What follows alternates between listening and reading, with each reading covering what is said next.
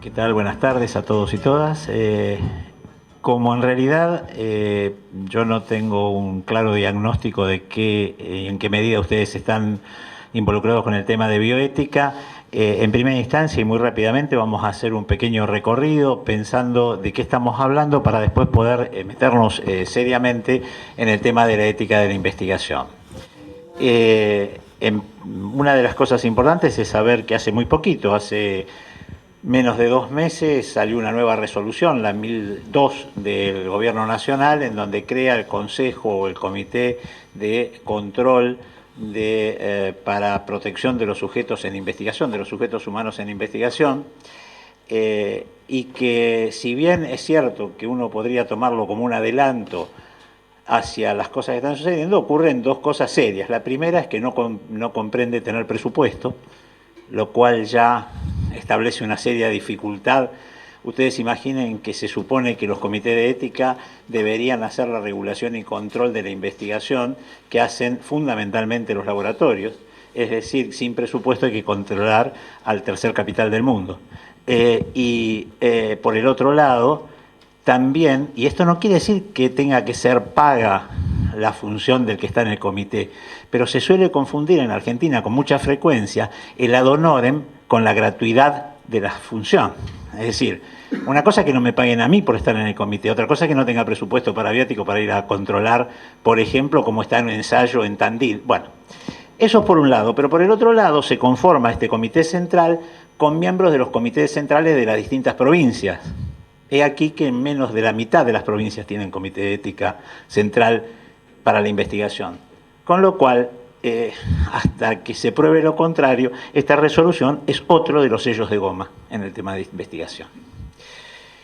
Una de las cosas que tenemos que tratar de ver en bioética cuando hablamos es tratar lo más próximo que sea posible, acercarnos a la realidad, ¿no? O sea, no estar pensando en que porque haya un papel o una ley, esto se puede llevar a cabo rápidamente. Porque en realidad, por ejemplo, para los que no tienen idea, el control de un protocolo, de un ensayo clínico, de eso vamos a hablar fundamentalmente. Yo no me voy a ocupar hoy de hablar de aquella investigación que se hace, por ejemplo, en los hospitales a través de las residencias. No, vamos a hablar de ensayo clínico fundamentalmente, que es donde está lo pesado del asunto.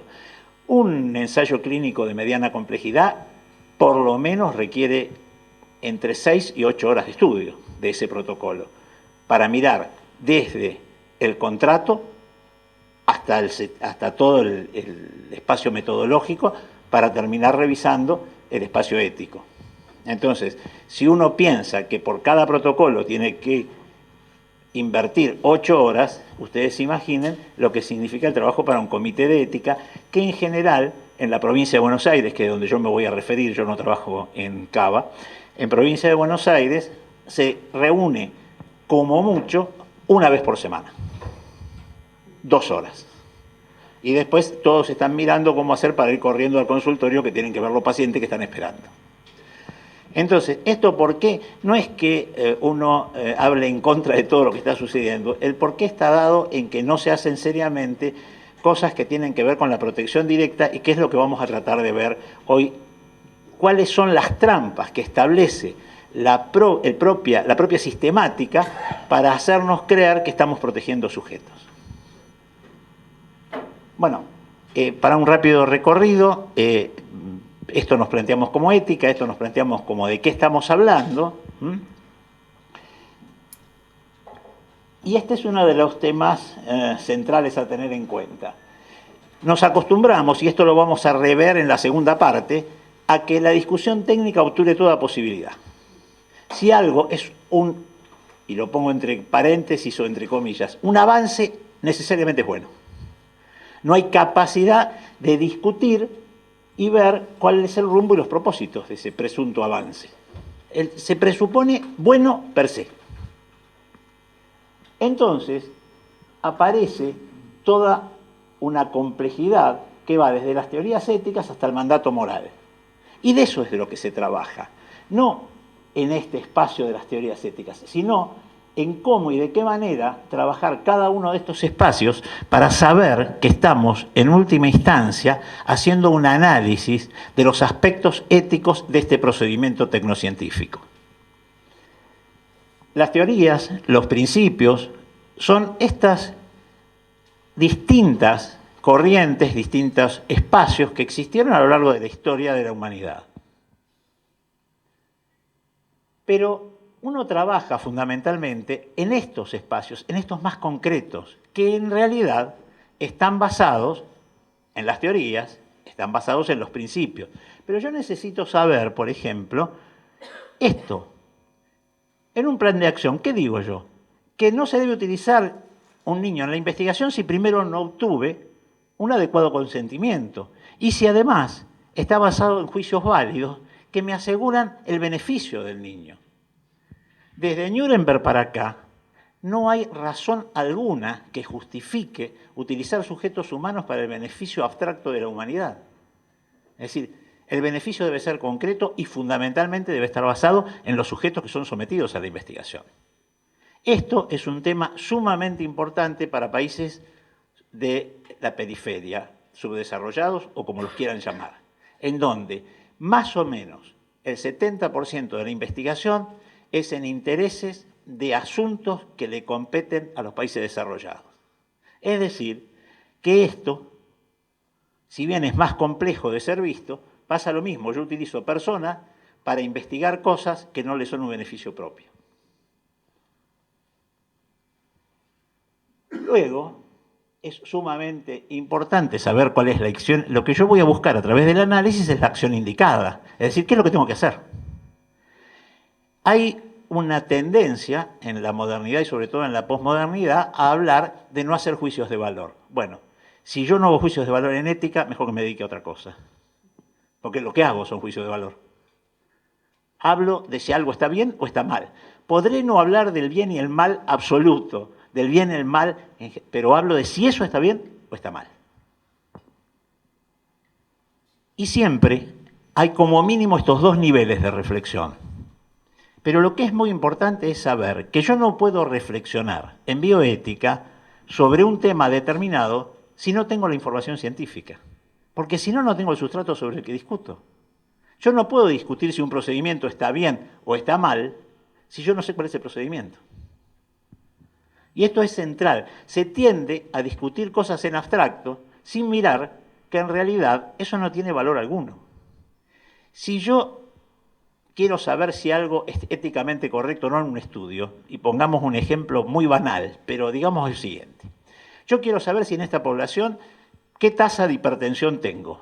Y entonces, en método y en la descripción de métodos digo que para hacer este estudio yo cuento con 20 termómetros. No hace falta analizar éticamente ese proceso. Yo con 20 termómetros no puedo saber cómo está la presión de la población. Bueno, esto que parece tan obvio en lo que yo estoy diciendo, muchas veces se vuelve muy complejo cuando se utilizan determinados procedimientos estadísticos y determinados procedimientos metodológicos que en realidad no son los apropiados para demostrar o para señalar lo que yo quiero investigar. Entonces, si yo tengo un procedimiento metodológico que no es correcto, no me hace falta entrar en ninguna teoría ética. Eso éticamente ya es incorrecto. Bueno. Clásicamente se toman estos 4 principios, que en realidad originariamente son nada más que 2 principios, el de beneficencia, el de no maleficencia, y otros 2 elementos que han sido discutidos a lo largo de la historia, por lo menos desde la década de 1970, tomando en cuenta varias cosas que sucedieron en, por ejemplo, Estados Unidos fundamentalmente, que fue donde empezó toda esta discusión.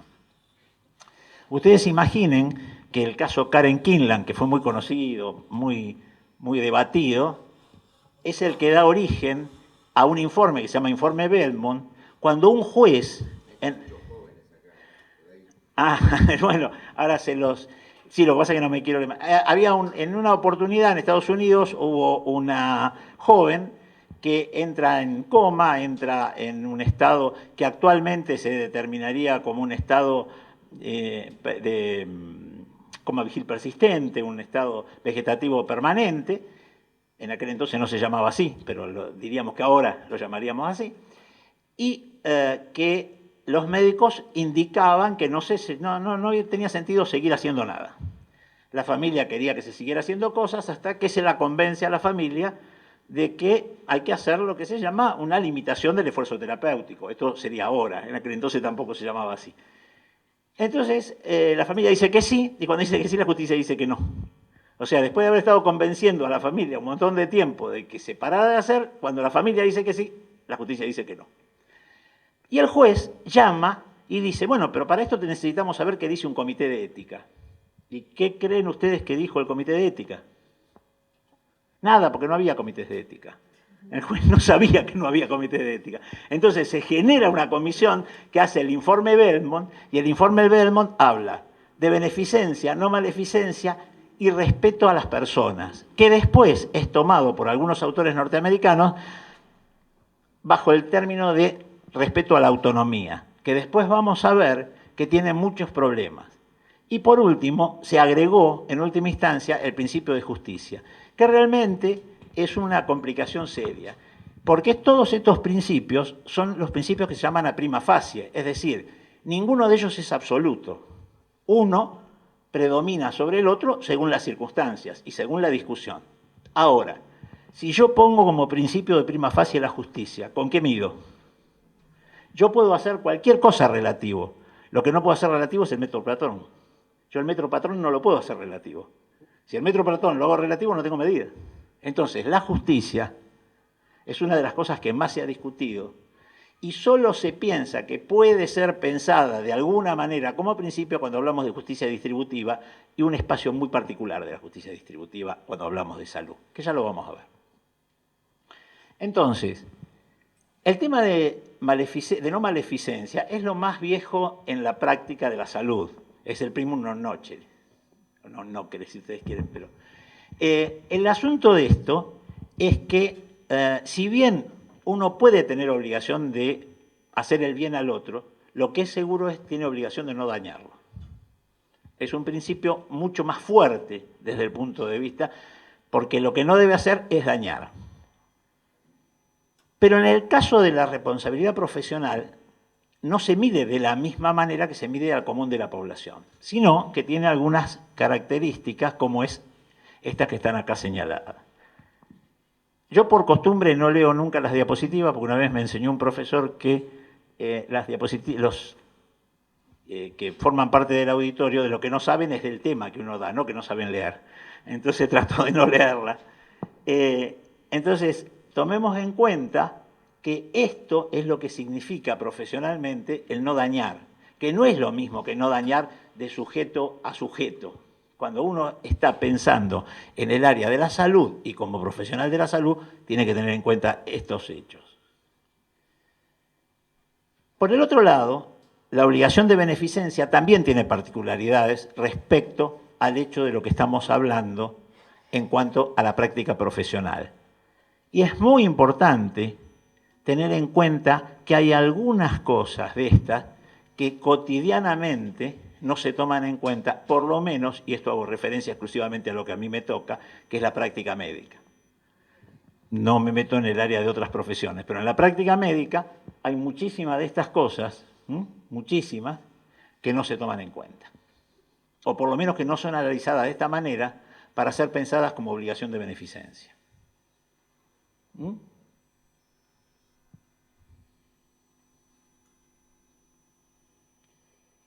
Y acá uno de los temas más discutidos y que más se puso en boga durante todos los años 90, que fue el famoso asunto del paternalismo médico o del paternalismo profesional. Y si ustedes leen acá, hay una serie de cosas que parecerían ser muy simples de ser vistas. Parecería poco discutible la verticalidad de la relación, poco discutible que se asuman como órdenes. O sea, eso sería paternalismo, casi sin discusión absoluta. Pero esto presupone una cosa que después es muy importante que la revisemos cuando hablemos de investigación. Presupone un trato entre iguales. Y no es un trato entre iguales. El solo hecho de que alguien esté en condición de paciente enfermo, no de paciente en otras condiciones, hace que la relación sea asimétrica per se. Por lo tanto, hay algunas de estas cosas que hay que poder analizarlas más profundamente. No se puede muchas veces, porque lo que sucedió es que después el consentimiento informado se transformó en una excusa de devolución de responsabilidad a la víctima. Es decir, esa persona que está en igual condición conmigo firmó un contrato en algún lugar que decía que aceptó lo que yo le expliqué y que presumía que lo entendió de la misma manera que yo lo expliqué y con el presupuesto de que sabe lo que yo sé. Con lo cual hay que tener mucho cuidado cuando se simplifica el tema del paternalismo. Porque entonces después se habla de esto, que es el elemento fundamental, porque autonomía no es, como dice acá, en el sentido kantiano. No es en sentido kantiano que se toma la autonomía en bioética y mucho menos en ética de la investigación. Se la toma en esto, en la idea de que es un sujeto libre para decidir, puro y racional. Vamos a ver ahora si esto es cierto que se da en la relación real. Y por esto yo les decía hace un ratito nomás, que cuidado con pensar que la bioética es el análisis de la teoría. El asunto es cómo yo veo esas cosas en la práctica cotidiana, cómo veo a los sujetos encarnados, no cómo veo a la teoría o al sujeto que yo imagino. Un acto autónomo necesita de los siguientes requisitos. Tiene que tener intencionalidad, tiene que tener comprensión y tiene que tener libertad. Piensen en la práctica cotidiana si estas condiciones se dan, estos requisitos se dan de manera frecuente y totalmente en pareja en cada una de las intervenciones que a nosotros nos tocan. Cuando una persona tiene que decidir autónomamente, tiene que tener intencionalidad. Es decir, tiene que saber con cierto grado de comprensión que lo que está decidiendo está orientado hacia una decisión dada, no hacia cualquier cosa. Tiene que tener comprensión. Ahora, cuando uno dice comprensión, ¿qué es lo que está hablando? ¿Comprender qué? Lo que uno le explica, todo lo que le pasa, ¿qué es lo que tiene que comprender? Se supone que para poder sintetizar se ha dicho, por lo menos en ética clínica, que la persona que se somete a una relación terapéutica va a tener que tener como mínimo comprensión de aquellos efectos graves, aunque poco frecuentes, y aquellos aspectos, aquellas cosas que le pueden pasar muy frecuentes, aunque sean poco graves. Por ejemplo, si un medicamento da prurito, o si un medicamento puede causar un deterioro serio de la fórmula blanca. Estos son los dos extremos. Esto debería poder... Si alguien en algún momento no entiende lo que estoy diciendo o quiere pararme y preguntarme, lo hacemos así, Por favor, no esperen para después. Y por supuesto tiene que tener libertad. Y ya dijimos que el sujeto enfermo tiene limitaciones de su libertad. De hecho las tiene. Ni siquiera me meto en territorio de muchos de ustedes, que es la enfermedad mental. Ni siquiera me meto en ese territorio. Me estoy metiendo nada más y en un supuesto y también en una abstracción de pensar en una enfermedad orgánica pura. Aún así, la limitación de la libertad es muy grande. Pero además, necesitamos condiciones. Y las condiciones son, por ejemplo, decisión no forzada. Y esto trajo muchas discusiones hacia, por ejemplo, 2001, 2002, cuando se empezó a hablar del derecho a la ligadura tubaria como método anticonceptivo. Cuando el hospital no ofrecía otro tratamiento u otra posibilidad que la ligadura tubaria, porque no proveía DIU, no proveía medicación anticonceptiva. Una mujer que tiene 4 chicos y no quiere tener otro embarazo. Si el hospital le ofrece nada más que ligadura tubaria, ¿cuál es la decisión no forzada de decidir la ligadura tubaria? No existe. Opciones reales de elección. Esto es una de las cosas que peor se maneja. Se le ofrece a la gente cosas, entonces yo le digo, sí, bueno, mire, señora, usted puede hacerse esta operación acá en Lanús, yo trabajo en Lanús, o puede hacerse esta otra en Massachusetts. Y la señora vive en Villa Ofelia, en Lanús. Nosotros tenemos poca experiencia realmente de traslados a Massachusetts desde Villa Ofelia. Muy pocos y no sabemos los resultados. Pero eso no es una opción real. Entonces eso no es ético, si yo lo hago. Y poseer toda la información relevante. Y eso de toda la información relevante está directamente ligado con lo de la libertad y con lo de la comprensión. Es decir, yo no le puedo informar a una persona que va a ser operada, por ejemplo, el índice del libro de cirugía. Yo tengo que ofrecerle eso que dije antes. Lo más grave, aunque poco frecuente, lo muy frecuente, aunque poco grave. Y en relación a esto, es en lo que va a tomar su decisión. Y el hecho fundamental en la decisión, en la mayoría de estas circunstancias, está dada por la relación fiduciaria, es decir, por la relación de confianza, que ocurre exactamente igual que en otra actividad mucho más banal, aunque no menos importante, en nuestra vida cotidiana, que es cuando llevamos el auto al mecánico. Si uno no tiene confianza, no se lo deja. Punto. Así de simple. Bueno, fíjense, después vamos a hablar sobre ética de la investigación. Y hay varios trabajos, uno de ellos hecho por Gonoransky, un médico de Mar del Plata, que muestra que el 80% del reclutamiento para investigación se hace por confianza con el médico que se lo recomienda.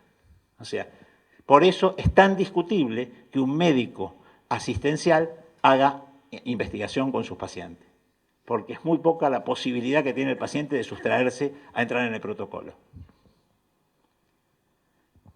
Además hace falta tener capacidad, competencia y autonomía. Y no hay que confundir la capacidad con la competencia, porque todos los menores son incapaces, pero no son incompetentes. Entonces pueden tomar determinaciones. La capacidad es un hecho legal, la competencia no. Y la autonomía es en última instancia, un fenómeno que es lo que nosotros estuvimos viendo recién. No es absoluta, no hay un estado autonómico absoluto en donde yo vivo en soledad y soy capaz de decidir todo sin ningún tipo de influencia. Eso no existe. Y obviamente, para que esa decisión voluntaria tenga relevancia jurídica, debe tener alguno de estos elementos. Si no se puede exteriorizar la voluntad, es imposible saber cómo y de qué manera esa voluntad es manifestada. Si no se tiene discernimiento, intención y libertad, tampoco lo podemos hacer. Entonces, todas estas cosas que se ven habitualmente en la discusión cotidiana sobre tratamiento, de la misma manera y con mucho más complejidad, se ve en el tema de investigación. ¿Por qué con más complejidad? Porque la investigación suma a la incertidumbre del tratamiento justamente la incertidumbre del futuro conocimiento. Si yo ya sé cuáles son los resultados de una investigación, eso no es una investigación. Con lo cual queda un espacio de la investigación que no me permite asegurarle al sujeto que entra en la investigación que no pueda ser dañado. Y eso aumenta toda esta responsabilidad. Fíjense que desde hace ya muchos años se tienen estos niveles de competencia. Fíjense que acá dice niveles de competencia y no de capacidad. Son los niveles de competencia. Son aquellos niveles donde, de acuerdo a determinadas constantes, la persona puede o no tomar decisiones. Y cómo y de qué manera esas decisiones son tomadas socialmente. Esto todo tiene una implicancia social muy, muy importante. No se hacen en soledad, prácticamente ninguna de ellas.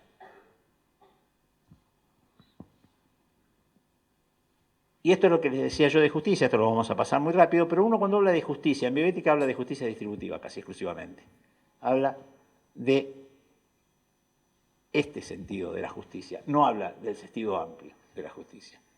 Habla de recursos, cuando está hablando de justicia, habla de recursos escasos, de recursos suficientes, de eso es lo que habla en justicia. El más al centro de la derecha de los pensadores estadounidenses fue Rawls y planteó algunas cosas de igualdad que han tenido vigencia a lo largo de los años y evidentemente es con la que se toman la mayoría de las decisiones. La mayoría de las decisiones se toman con estos tres parágrafos.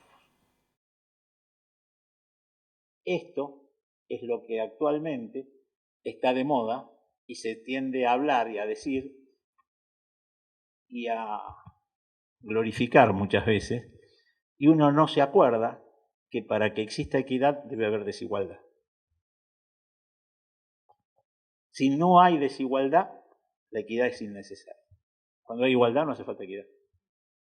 Así que uno debe saber que a lo mejor es cierto que la equidad es lo mejor que uno puede lograr en ese caso, pero no es sinónimo y mucho menos, es lo mismo que igualdad.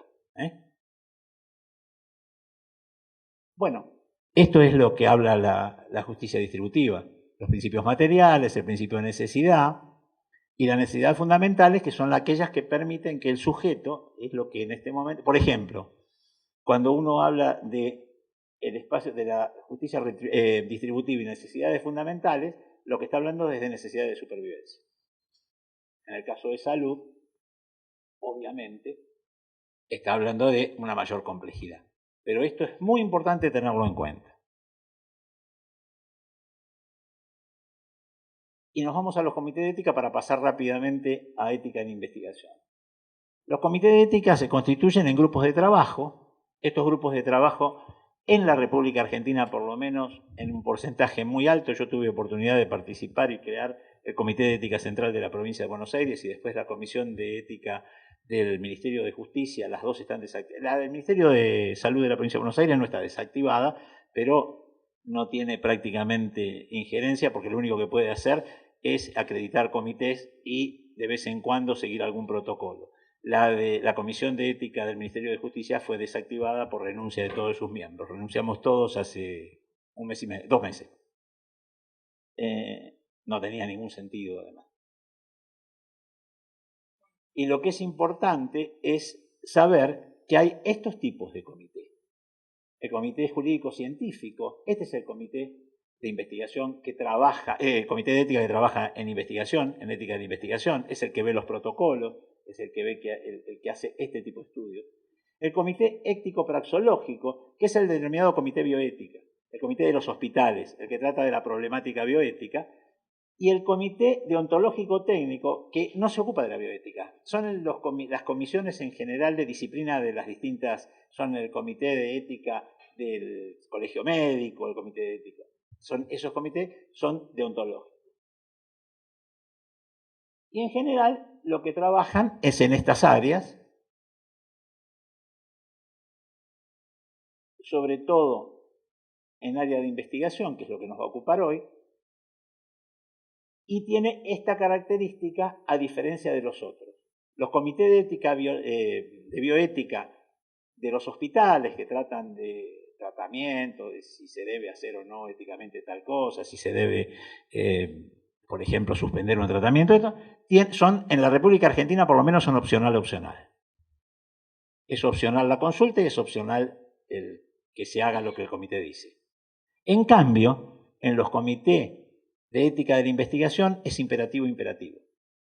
No puede evitarse, excepto que fuera un estudio sin riesgo, es decir, un estudio de orden de revisión de historias clínicas para ver qué tasa de cesárea tengo en el servicio. Pero si no es eso, es imperativo. Y cuando uno dice imperativo, está dando el valor real de lo que esto significa. Es decir, un comité de ética suspende un proyecto de investigación si no lo encuentra en condiciones. Bueno, vamos a pasar. ¿Se entendió hasta acá? Más o menos, por lo menos, un muy rápido pantallazo. Vamos a hacer lo mismo acá.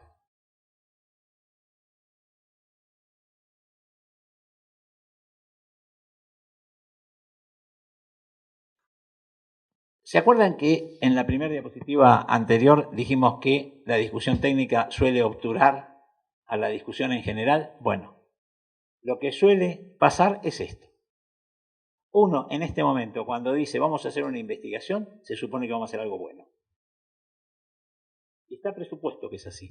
Y es muy difícil hacerle comprender a la gente, muchas veces a los investigadores, que depende, y que no es tan así, que a veces sí y a veces no. Y no es solo en lo que a veces se da en llamar las ciencias duras. En las ciencias sociales también pasa lo mismo. Nunca deberíamos olvidar que hay un montón de conductas estudiadas que después se ponen como paradigmas nuevos. Y eso tiene alta responsabilidad social. Alta responsabilidad social. Entonces no es nada más que aquello que tome el tema de drogas o no drogas. No. Eso es lo que más se ve en el área comercial. Pero el problema de muchas de las investigaciones en ciencias sociales son muy duros los protocolos, y esos protocolos, además, bueno, ahora estamos en un periodo un poco discutible de eso, pero toma todo el tema de información sensible, y esto es muy, muy serio. El manejo de la información sensible de las personas es un hecho muy serio para tener en cuenta éticamente. Pero el tema es el siguiente, es que la ciencia y la técnica tienen una relación directa con la economía. Actualmente no se investiga nada que previamente no se haya pensado como útil. Y esto a uno hasta le cuesta entender cómo podría ser que se pueda estudiar otra cosa que no sea útil. Pero en realidad la ciencia no tiene como idea la utilidad. La ciencia tiene como idea el conocimiento. Sin embargo, resulta dificilísimo pensar en que todo lo que se estudia no es útil. Entonces, aquí, en este espacio, en el desarrollo de la ciencia y la técnica y las políticas públicas, es donde está uno de los nudos importantes de saber cuál es la orientación de las políticas públicas de un país. No suele tomarse en cuenta la direccionalidad del impacto en ciencia y técnica. No suele. Como tampoco suelen buscarse indicadores que digan para dónde va la ciencia y la técnica de ese país. ¿Cuáles son esos indicadores? Están todos ya establecidos en su mayoría. Fíjense, por ejemplo, que suele medirse el desarrollo de la ciencia y la tecnología de acuerdo al PBI. Sin embargo, está claro que no es sinónimo de eso. El desarrollo económico es más que la oferta científico-tecnológica. Fíjense que en todos los discursos de economía hablan del desarrollo tecnocientífico. Y en realidad hay todos aspectos de orden social que están relacionados con el desarrollo económico que nada tienen que ver con lo tecnocientífico. Y por último, el bienestar social es mucho más que el crecimiento económico.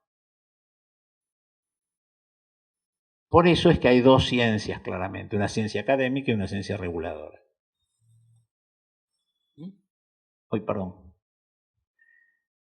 Esta ciencia reguladora es lo que nosotros hablamos habitualmente. Cuando hablamos de ensayos clínicos, cuando hablamos de investigación, de lo que hablamos es de este espacio. No hablamos de este espacio. Pero el problema es que hablamos de este espacio con los parámetros de este. Y eso es muy serio, porque ahí es donde se suele, en este espacio, es donde se suele equivocar y traerlo a este y decir y hablar, por ejemplo, de la neutralidad científica. Si hay algo que no es neutral, es la ciencia, pero aún menos el desarrollo científico. No es cierto la famosa teoría del martillo. No es cierto que un martillo puede ser utilizado para el bien o para el mal según le pegue en la cabeza del clavo o en la cabeza de un sujeto, sino que yo ya construí el martillo para saber a dónde voy a pegar. Por lo tanto, no hay posibilidades de instrumento neutral en la ciencia, por lo menos ahora. Y acá está uno de los cambios de paradigma fundamentales, que es, para esto tendríamos mucho que charlar, yo voy a tratar de sintetizarlo. A fines de la década de 1990 y principios del 2000, en Estados Unidos y los países desarrollados se establece que incluso hay un famoso protocolo que es el de Nuffield, que es hecho por un laboratorio en Inglaterra que explica cómo se debe investigar en los países subdesarrollados. La Argentina, la provincia de Buenos Aires en particular, a pesar de haberlo peleado mucho y intentó incluir Nuffield en su legislación, cosa que es una barbaridad, porque si bien es cierto que hay un concepto que se llama tomar prestada la legislación, Esto que se toma prestado, en general se toma prestado de la legislación internacional donde los países son miembros de esos lugares. Por ejemplo, se puede tomar legislación prestada de los tratados de derechos humanos donde la Argentina es miembro de las Naciones Unidas, pero no se puede tomar como normativa una normativa que pertenece a un Estado que uno no pertenece a su legislación, que uno no participa de su legislación, y uno la incluye en la legislación propia y después si esa legislación cambia queda incluida. Bueno, eso pasa en la Argentina con UTFIL. Ahora, la gran diferencia que existe es que en ese momento, para los países desarrollados, se intenta separar totalmente lo que es bioética y lo que es ética de derechos humanos. Y se lo trata de hacer por esto que vamos a ver acá, por esto que vamos a mirar acá. Los países desarrollados, ustedes no sé si todos conocen, pero sobre todo Estados Unidos y gran parte de los países europeos, solo reconocen los derechos humanos de primera generación, aquellos llamados derechos civiles y derechos políticos, en los cuales el Estado tiene fundamentalmente, no como dicen algunos de los especialistas, exclusivamente, tiene una actitud garante, es decir, garantiza, por ejemplo, la libertad de prensa. Por ejemplo, garantiza el voto. Ahora, la pregunta que se ha hecho últimamente es que si es nada más que garante y no tiene intervención el Estado, ¿quién hace los padrones y las urnas? Es decir, ni siquiera en los derechos de primera generación es exclusivamente garante. Pero eso es para una discusión mucho más larga. Pero sí, lo que hay que saber es que el derecho a la salud es un derecho de segunda generación, no de primera generación. Es un derecho que está en el Tratado Internacional de Derechos Sociales, Económicos y Culturales. Y resulta ser que esos derechos no son de igualdad formal, no somos todos iguales, son derechos de desigualdad material. Tienen su origen en la legislación laboral. Es decir, ¿qué dice uno acá? Que cuando acá establece un contrato entre iguales. Cuando acá establece un contrato entre desiguales. Llevémoslo a la práctica diaria paritaria. Esto es paritario. Esto no. Bueno, lo que se pretende en los países desarrollados es que cuando yo le presento a un sujeto para hacerlo entrar en una investigación, esté en este lugar. Y si yo considero que la salud es un derecho humano básico, el sujeto no tiene otro remedio que estar en este. ¿Entienden esto? Como hecho fundamental, porque acá voy a tener nada más que un Estado garante, pero acá voy a tener un Estado mediador. El Estado no va a quedar observando nada más que lo que pasa, va a actuar en función de esto. Es decir, por ejemplo, va a asegurar las prestaciones mínimas. No que ocurra, como después lo vamos a ver en algún desarrollo, que una persona no tenga acceso a un tratamiento determinado y la única posibilidad de acceso que tenga es entrar en un protocolo de investigación. Entonces, de Estado garante a Estado mediador hay una distancia fundamental. Pero además, el contrato no es un contrato individual en el caso de la salud, es un contrato siempre colectivo. Y por eso me parecía importante que analizáramos esto en un curso como este. Porque la salud debe ser tomada en este espacio y no en este, que es donde se crean las grandes dificultades.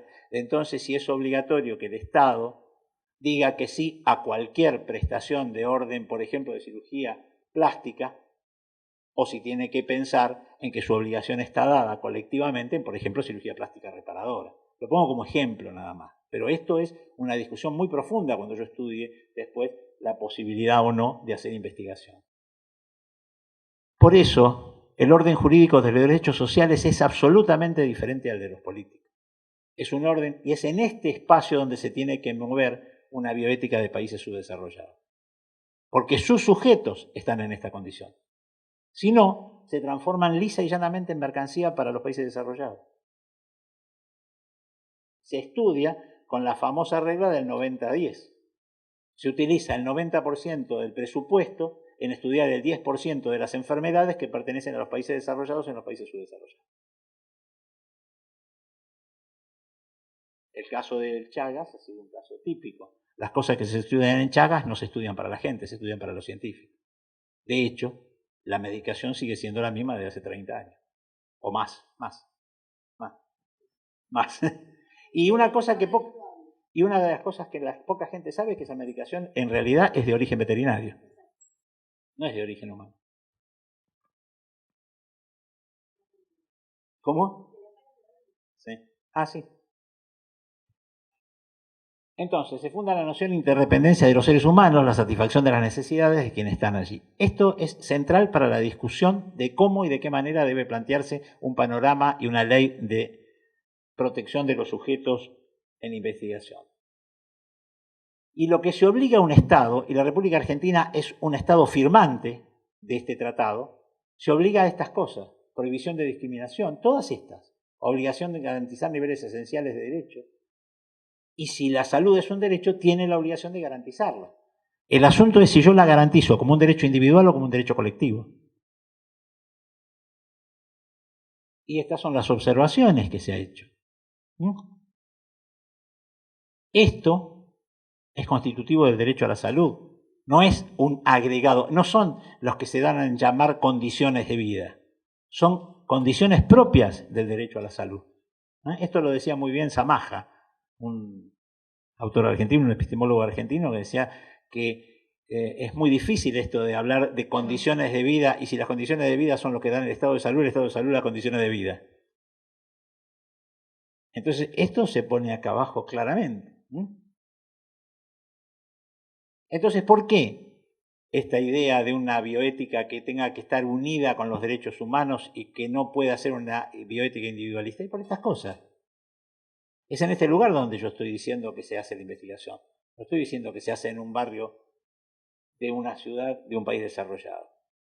Entonces yo tengo que saber que la población, por ejemplo, es común todos los días escuchar que, bueno, si ponemos muchas trabas se van del hospital la investigación y se va privado. Mentira, no consigue el N. Jamás. Está en prisionera del hospital.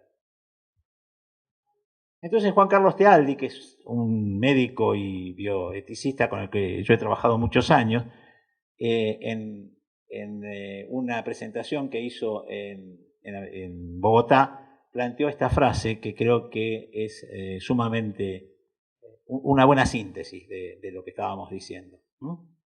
Porque en realidad, si no se prenda, vuelvo a decir, como una abstracción este asunto de la ética en la investigación. Y la salud como derecho tiene estas características. Y es una obligación del Estado que así sea. Es inalienable, no negociable, universalizable y absoluto. Y para terminar vamos a buscar... Tuskegee fue una investigación hecha en Estados Unidos que no reunió ninguna condición ética. Ninguna, absolutamente ninguna, por eso está en primer lugar. Se hizo sobre una población en una ciudad, en Tuskegee, en un lugar de Estados Unidos, sobre población negra y sífilis. Pero fíjense en la fecha, se hizo entre 1932 y 1972, y las condiciones fueron las mismas. Evolución natural de la sífilis, pero acá en el medio, entre el 32 y el 72, había pasado algo. Había aparecido la penicilina, y nunca informaron a esa población.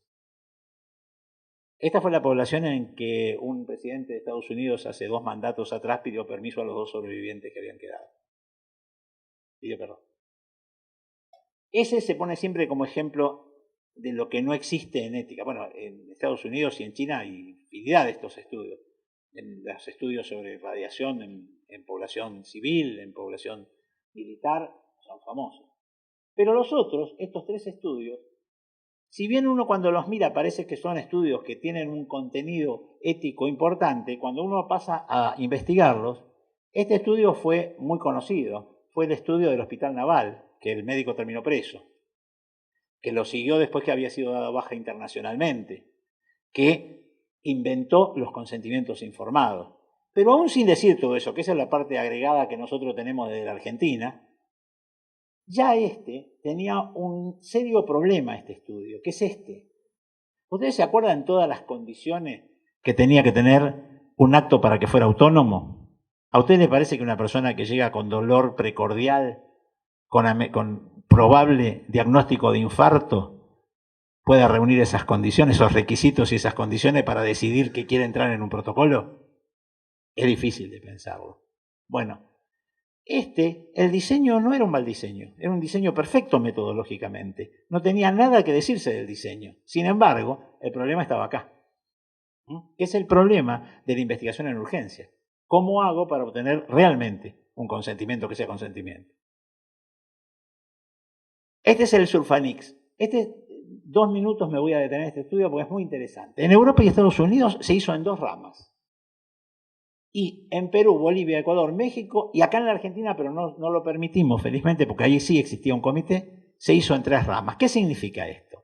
El Surfanix es surfactante. Es una sustancia que se usa para los recién nacidos de muy bajo peso o muy prematuros que tienen inmadurez pulmonar. Se utiliza, tiene una determinada acción que permite que algunos chicos zafen, muy inmaduros, zafen, tengan alguna posibilidad. En estudio de 2 ramas se hizo tomando el surfactante que existía en el mercado y el surfactante nuevo. Y se comparó si era mejor o era peor el surfactante nuevo. Pero en Perú, Bolivia y Ecuador y México y en la Argentina se propuso hacerlo en 3 ramas. Uno era del surfactante que existía, otro era del surfactante nuevo y otro placebo. En una dolencia que es mortal, además, siempre o casi siempre, pero con el surfactante algunos casos evolucionan. Ahora, ¿qué dijeron los investigadores para justificar el uso de placebo? Porque el uso de placebo no tiene justificación si hay medicación efectiva.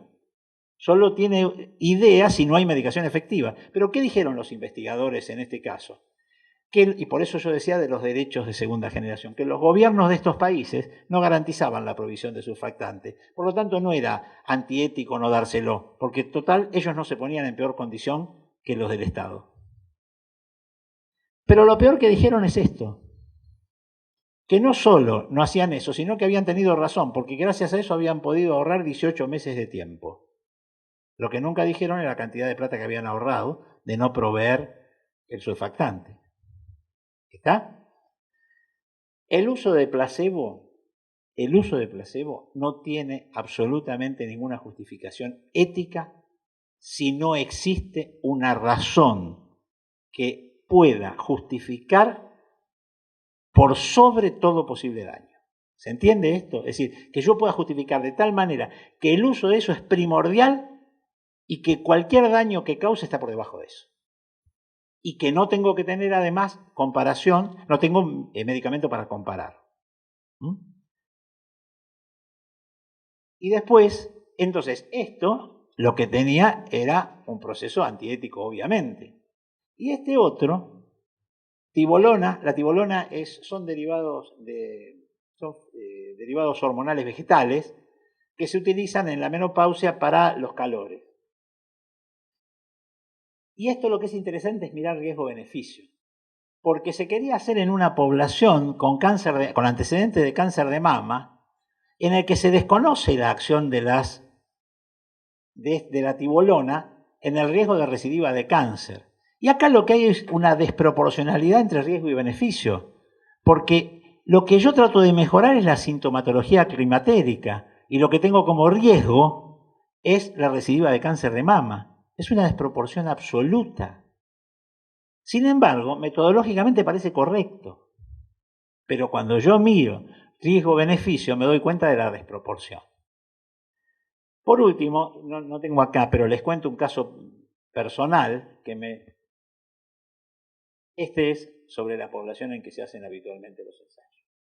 Pero no sobre esta población así, Se hace esto que uno acá no le cuesta mucho verlo como pobreza, se hace acá en el conurbano bonaerense. Nosotros, para los niveles centrales de investigación, somos esto.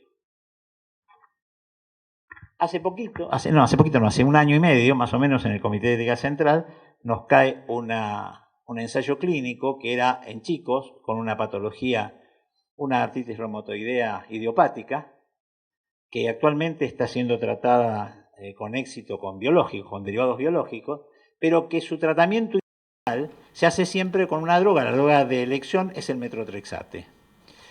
Cuando se vuelve refractario al metotrexate, se pasa al biológico, y la verdad que los chicos que tienen tratamiento, tanto con metotrexate como con el biológico, que responden al tratamiento, andan muy bien, sobre todo muy bien pensando que el síntoma capital del asunto es el dolor y la invalidez.